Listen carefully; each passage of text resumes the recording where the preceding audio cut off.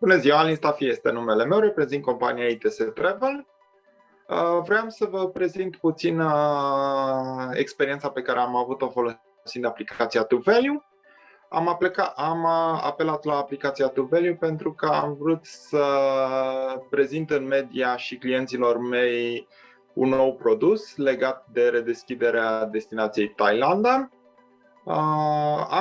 Am instalat și am scris un draft de articol în mai puțin de 5 minute și am fost extrem de surprins când am redeschis aplicația peste o oră și am văzut că acea schiță a fost transformată de către jurnaliști într-un articol foarte profesionist scris.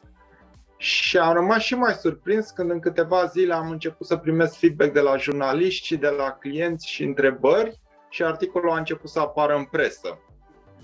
După ce l-am expus pe pagina mea de Facebook și pe pagina companiei, am început să primesc și cereri de ofertă și chiar s-a soluționat cu mai mult de 10 vânzări pe destinația respectivă. Vă pot spune cu toată tăria că aplicația ToValue funcționează și este extrem de ușor de folosit.